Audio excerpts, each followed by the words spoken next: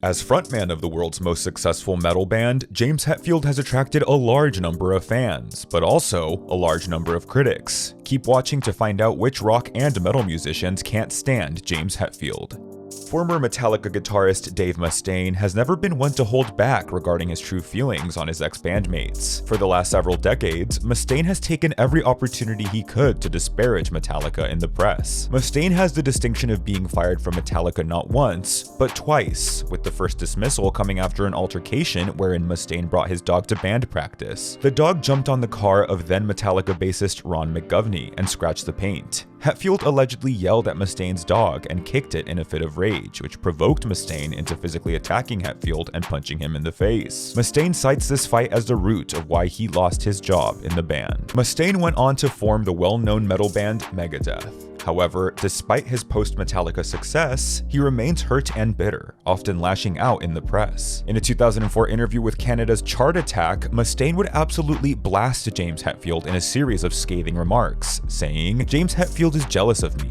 His whole frontman persona he copied from me. In the beginning of the band, he just sang, and I did all the guitar work. When he was done singing, he'd walk away from the microphone, and I had to walk up to the mic and talk." Arguably, Mustaine's biggest grievance against his former bandmates stems from Metallica's apparent attempts to erase him from their history, downplaying his contributions to the band and even leaving Mustaine out of their Rock and Roll Hall of Fame induction despite including several other ex-Metallica members. In a 2022 interview with Guitar.com, Mustaine would reveal that he and James Hetfield were very recently engaged in talks to get back together and work on new music. That is, until an argument arose between the two regarding who deserves writing credit for Metallica's 1982 demo. The two have not spoken to one another since. Guns N' Roses and Metallica would embark on a stadium tour together in 1992, where the two larger-than-life bands would clash almost instantly. During the tour, Metallica's cameras were rolling for a future documentary and captured footage of James Hetfield making fun of the strict and highly specific requirements Axl Rose listed on his personal tour rider. Axl Rose would watch the documentary upon release and was enraged by Hetfield's comments. Tensions between the two lead singers only got worse when James Hetfield badmouthed Guns N' Roses in a 1993 interview with Rolling Stone, saying, "Guns N' Roses are a different type of band, and I use the word band loosely.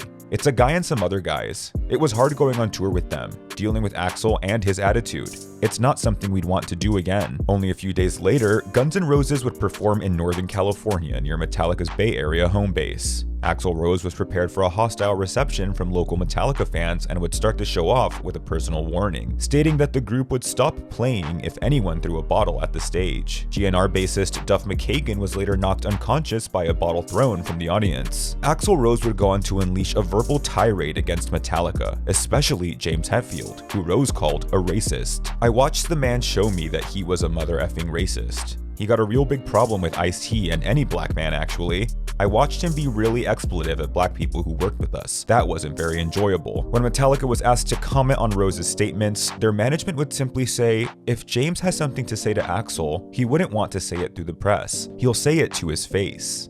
In 1987, Metallica played at Monsters of Rock at Donington Park in England. The performance was marred by technical difficulties which were not helped by the fact that Donington Park did not have the ideal acoustics for a concert. Bon Jovi was scheduled to perform after Metallica and decided to arrive via helicopter in the middle of Metallica's set. The noise from the helicopter made it impossible for concert goers to hear the thrash metal legends and completely ruined their performance. This disrespectful act greatly enraged James Hetfield, who then began adorning his guitars with a sticker reading "Kill Bon Jovi." To this day, James Hetfield has not let go of his hate towards Jon Bon Jovi, absolutely raging at the singer in a 2021 interview with Kerrang! "He's just so pretentious," seethed Hetfield. "Just looking at his picture, there's something not right, something so fooling about it. He's pulling the wool over a few folks' eyes, it seems to me. His Versace ad, the movie star, God, I can't take it." Ever-opinionated Iron Maiden lead singer Bruce Dickinson has riled up Metallica fans on numerous occasions by repeatedly stating that his band is the superior of the two. During a 2003 performance in Oslo, Norway, Dickinson would publicly shame Metallica in front of 17,000 Norwegian Iron Maiden fans in attendance, saying, "Please pull out your small digital recorders, MP3 players, cell phones, or whatever you have.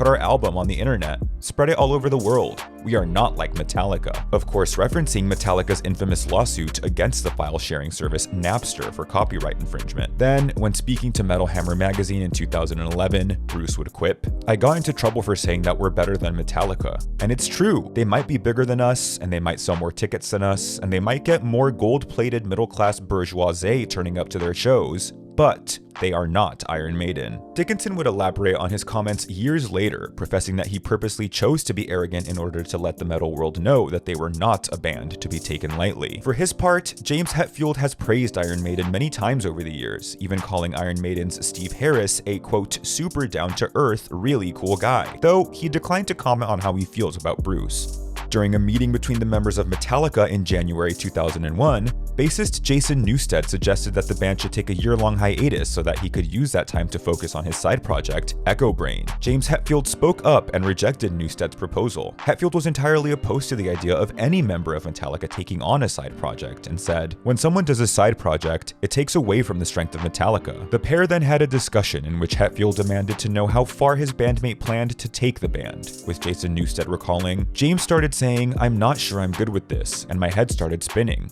I was feeling like a little kid being reprimanded." Metallica's managers at Q Prime were at one point on board to promote Echo Brain and their music, but James Hetfield blocked them from doing so, demanding they not represent the band. Newsted responded by suddenly and dramatically quitting Metallica. "I have no idea what Hetfield was thinking," remembers Newsted, "other than just protecting what he valued. Just like he does, that's his thing. He protects what he loves, squeezes it too hard." Hetfield quickly realized he made a mistake, calling the writing sessions following Jason Newsted's departure unsatisfying and that the music was not all it could have been. The situation ultimately led to James Hetfield checking into rehab and very nearly resulted in the end of Metallica.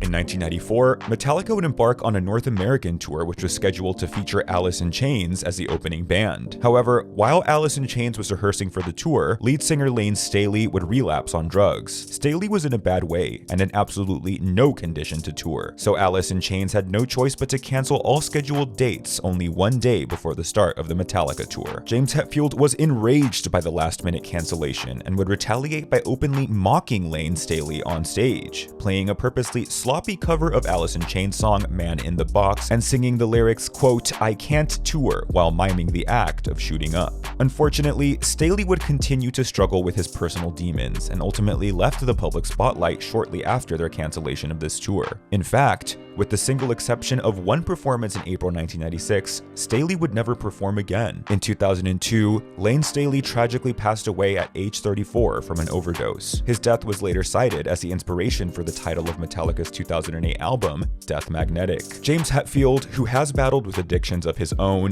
would reflect on Staley's struggles and death in a 2020 interview with Revolver magazine, saying, "Unfortunately, Lane just loved the junk too much, man, and that was that. I just read in his lyrics his obsessiveness about it, and he knew where he was going. It's like in the school of driving, look where you want to go, and that's what he was doing, it seems like." James Hetfield and drummer Lars Ulrich formed Metallica in 1981. In their 40-plus-year partnership, the co-founders have been at odds on multiple occasions. The earliest example was revealed in a 2021 interview on The Howard Stern Show, where the two laughed about an early Metallica performance in West Hollywood. The audience wanted an encore, and the two could not come to an agreement on which song to play. This led to Ulrich deciding to go off script and playing the song that he wanted to play.